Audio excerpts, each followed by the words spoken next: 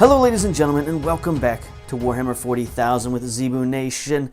Today we're going to do something very special. I'm going to do a faction review for the Tau Empire. More specifically, I'm going to do an army review of this force here in front of you.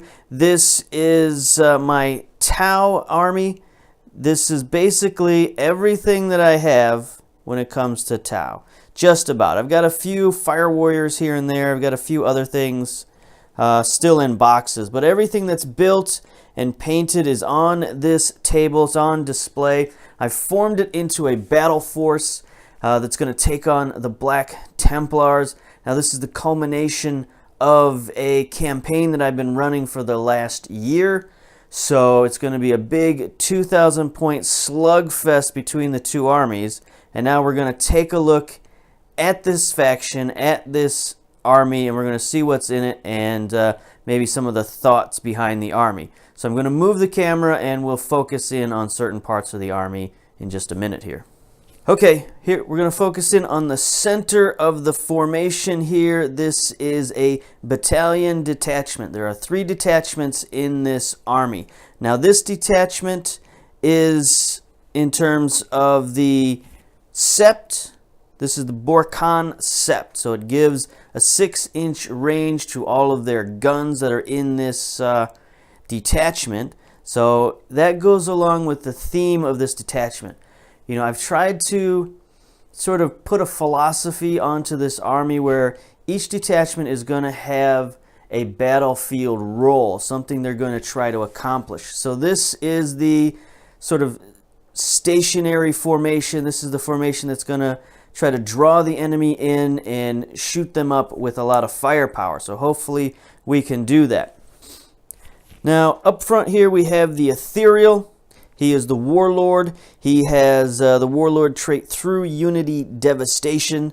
So he can point out a target on the battlefield and anyone within 6 inches of him will get -1 AP to their shots. So that's good. He also has, of course, all the traditional powers and abilities that you get from an Ethereal.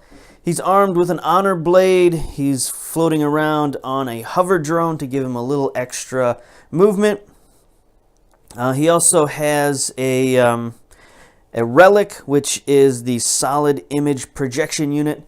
So if he's ever charged in the charge phase, he can move back 3 inches before the die is rolled. So, you know, that can make your enemy's charge a little bit too long.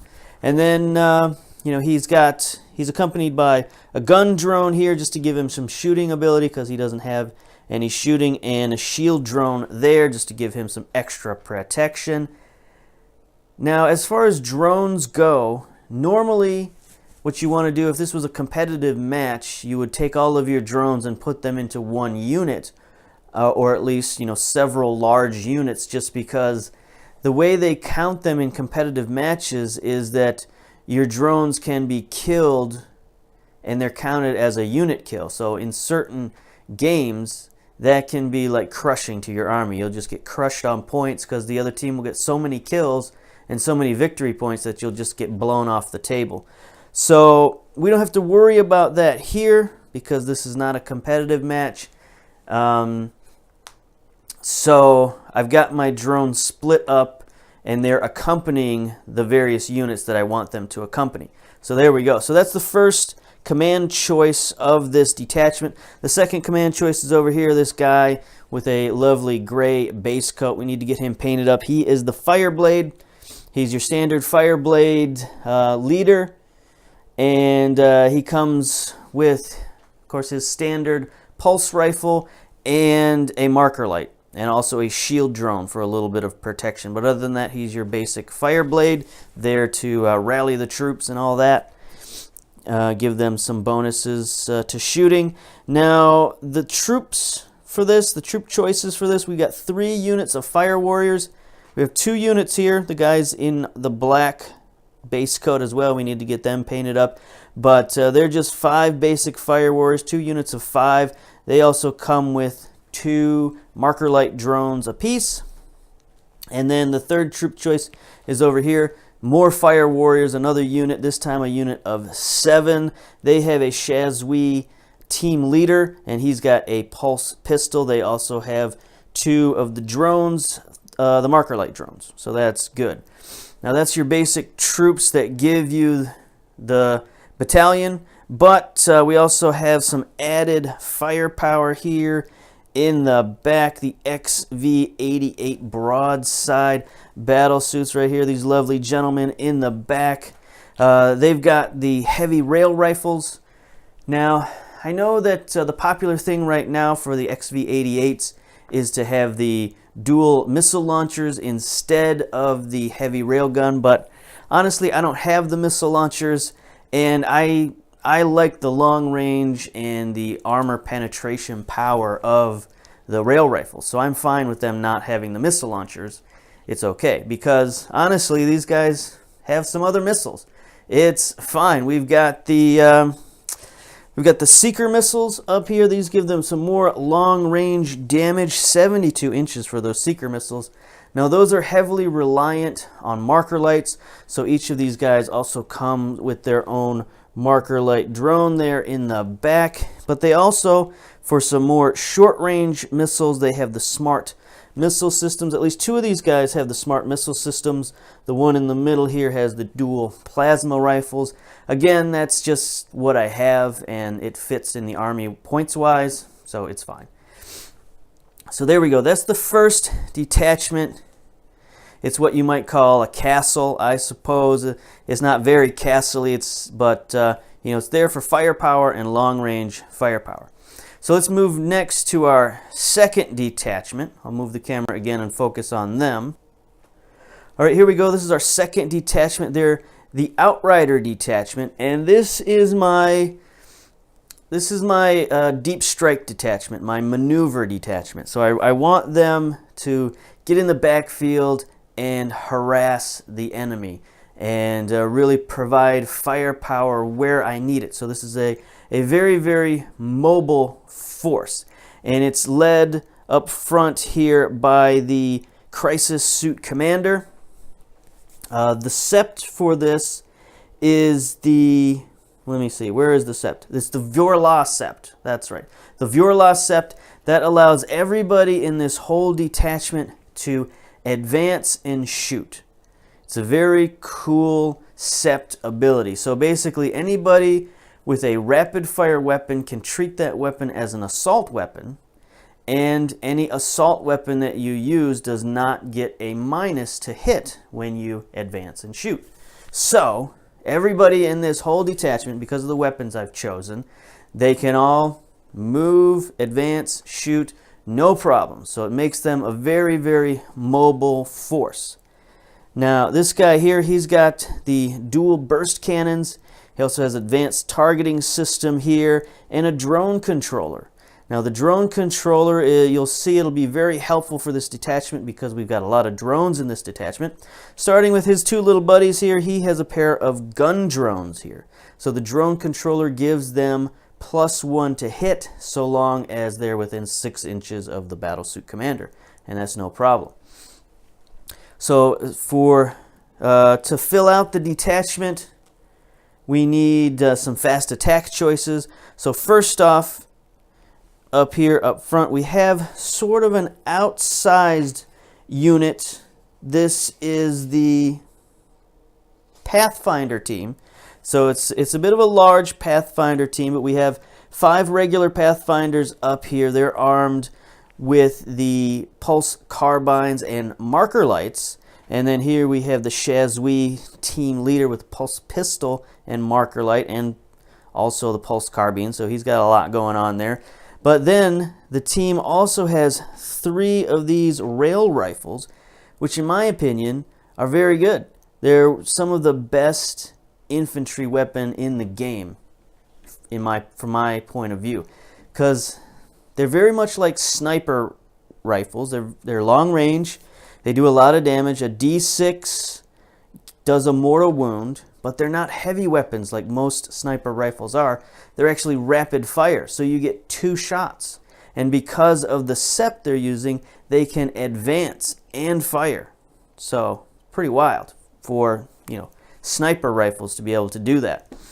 That gives this unit a tremendous amount of firepower. And then to add a little bit more firepower, we also have a recon drone here in the back. It's armed with a burst cannon, and it has a little 6-inch bubble around it that allows the pathfinders to ignore cover. So if the enemy's under cover, these pathfinders can just find them and shoot them no problem.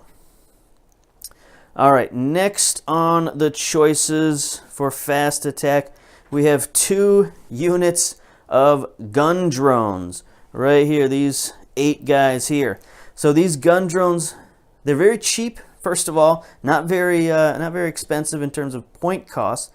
They give you a lot of shots, 4 shots per model. They can deep strike. So the idea behind these gun drones is they're going to deep strike in with the battlesuit commander. He's going to give them all +1s to hit, and that'll allow me to drop a lot of shots in wherever I need it on turn 2. So if there's a horde that's messing with me or something like that, I can just drop these guys down and, hopefully do some damage. And if not, it's a very inexpensive unit. If we lose these guys, it's not really a big deal. So that is fine. And then finally, to give this detachment a little bit of firepower, back here in the back, we'll focus in on these guys a little bit here. We've got 2 units of crisis suits, a 3-man unit in the front and a 4-man unit in the back. They're all kitted out exactly the same. They all have pulse rifles and missile pods and shield generators. So they all have 4-up invulnerable saves, which makes them a little tougher, a little hardier than your average battle suit. That's cool, but again, because of the weapons choices, they can advance and shoot. So they can run all over the board. They can deep strike in as well if needed. So again, a lot of mobility, a lot of flexibility for that unit. All right, so now we're going to finish up with the 3rd detachment and take a look at those guys. Okay, for our 3rd detachment, this is a Daleth detachment. That means as long as they stand still, wherever they are on the board, they get the benefits of cover. So it's kind of like they have their own little stealth fields going on. And, that's okay. I wish it was better. I wish they could move and get the benefit of cover. That would make this an actually, competitive choice when it comes to Septs. Like most people, when it comes to what Septs they just choose the Tau Sept because that's, pretty much the best Sept. It gives you the ability to hit Overwatch on 5s and 6s. It's just on paper the best, and none of the other Septs can really compete with it that much. So if they could just improve some of these Septs here and there, it would make them, I think, better. I think, more people would have more success with the Tau. But anyway, that's neither here nor there. We're taking it because it fits with the whole ambiance of this detachment. So this is a Vanguard detachment, and it is led up front here by another crisis suit commander. This one has the 2 fusion blasters and a missile pod, so again, a lot of firepower, a lot of close range firepower for this guy. He also has a shield generator, so he gets the 4-up invulnerable, and comes with a shield drone to give him even more survivability. But also, this guy comes with a little bit of a surprise. I've given him another one of the relics, which is the Onager Gauntlet. It's a funny little relic. Not a lot of people take it. I kind of enjoy it. Basically, it's a power fist. Sort of. It's a souped up power fist. It's a 10 strength, -4 AP, D6 damage power fist. He can only attack with it once per combat, but it's definitely a big shock if you come up, you charge this guy, or you allow yourself to be charged by this guy, to have him sock you in the jaw with a 10 strength attack. I mean, that can do a lot of damage to somebody. So that's the commander, and then we have 2 units here of stealth suits. I love stealth suits. They're very cool. They have their -1 to hit from their stealth systems. and then you combine that with their Sept choice here, they would get a -1 to hit and a +1 armor save if they're just sitting on an objective. So that's really what this is. This is the stealth detachment. I want them to go out, grab objectives, sit there, hold objectives. Hopefully they can do that. Each unit is armed with 2 burst cannons, and then they have a Shaz Ray commander who's got the fusion blaster. The commanders also have marker light and target lock, so they can move and shoot the target lock without any or move and shoot the marker light using the target lock, which will give them no minus to hit. Hope that came out right. Anyway, so we got 2 units of those guys, and then finally the third elite choice is the big dude in the back.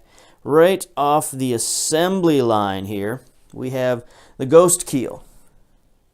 The Ghost Keel is also -1 to hit, but when you combine him with his stealth drones there in the back, he's -2 to hit.